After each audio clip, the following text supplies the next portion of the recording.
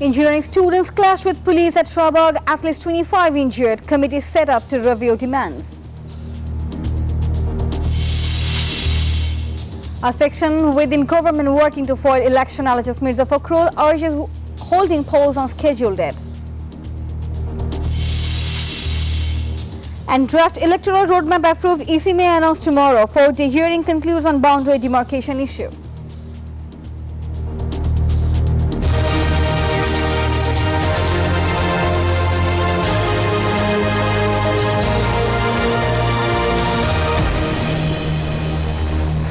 Hello and welcome to the News24 English Bulletin. This is Nafisa and those were the headlines. Now the details. Clashes erupted in Dhaka as engineering students marching towards the chief advisor's residence in Jamna were stopped by police near Shahbag.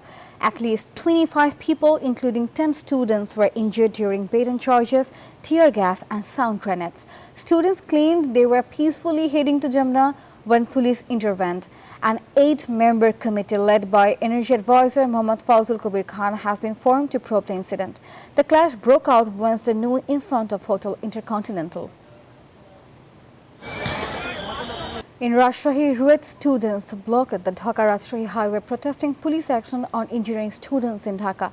They began demonstrations around 2:30 p.m., halting traffic on the busy road. Students demanded justice against those responsible for the attack and called for the fulfillment of their 3-point demands. They warned the protest would continue if their demands remain unaddressed. The blockade created significant disruption along the major highway. Public Administration Secretary Mokhlisur Rahman has spoken on both students' demands, saying no formal proposal has yet reached the government. He criticized road blockades, calling them unwise as they cause public suffering. The Secretary assured that the matter involved not only his ministry but also the Law Ministry and PSC. He said this issue will be resolved collectively, urging students to return to classrooms. BNP Secretary General Mirza Fakhrul Islam Alamgir has alleged that a section within the government is working to derail the upcoming election. Speaking at a memorial in Dhaka, he accused businessman S. Alam of giving 2,500 crore taka to Sheikh Hasina in Delhi to influence the polls. Fakhrul urged the government to complete reforms quickly and hold elections on time, calling on people to remain alert. Election Commission Secretary Akhtar Ahmed has said more details of the National Election Roadmap will be announced Thursday.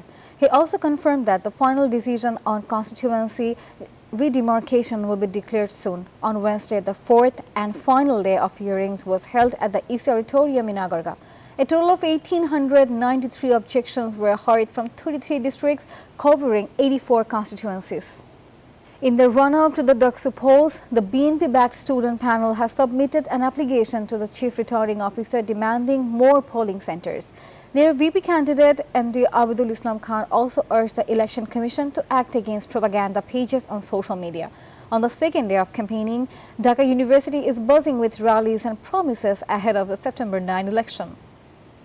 At Jahangirnagar University, 20 nomination papers for the upcoming Jaksu polls were declared invalid over irregularities. Among them, 13 appeals have been submitted to regain candidacy.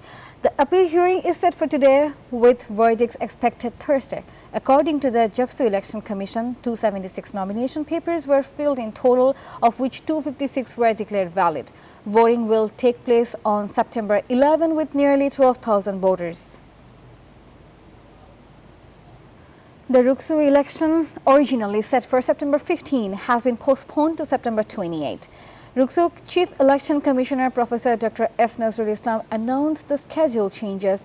Nomination forms will be available until August 31, submissions from September 1 to 7, verification on September 8 to 9, the preliminary list on September 11, withdrawals by September 15, and the final candidate list on September 16. The Appellate Division has granted permission to appeal the High Court's cancellation of the caretaker government system. Wednesday's hearing highlighted the need for an effective permanent solution. Attorney General described the previous nullification as like a cancer and expressed hope that the caretaker system could return to strengthen democracy. The Supreme Court set October 21 for the hearing discussing implementation timelines and accountability measures. Industry advisor Adilur Rahman Khan has urged turning industrial waste into reusable resources to meet SDG targets and protect the environment. Speaking at a circular economy discussions organized by FPCCI on Wednesday, he highlighted government support for new entrepreneurs to supply reusable raw materials. Daily industrial and urban waste, much of it recyclable, is waste due to poor management. Circular economy initiatives can create new products, boost the economy and reduce environmental damage. Entrepreneurs receive financial support and UNDP-backed programs will fund more startups from September. The Netherlands cricket team has arrived in Bangladesh for a 3-match T20 series. The team landed at Hazrat Shahjalal International Airport at 8:40 am today. After arriving in Dhaka, the team left for Sylhet at 12:30 p.m. The first T20 match is scheduled for August 30, followed by games on September 1 and 3, all at Sylhet International Cricket Stadium. Bangladesh's squad, led by Liton Das, has been training there since August 20. Before ending the bulletin, let's recap the headlines.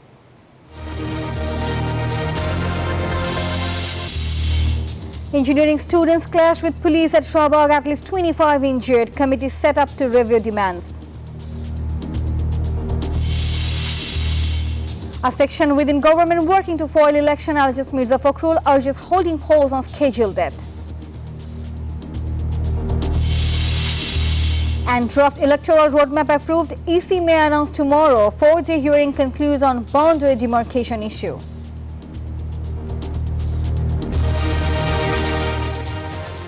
And that was all from the News 24. Thank you for watching News 24. Please stay with us.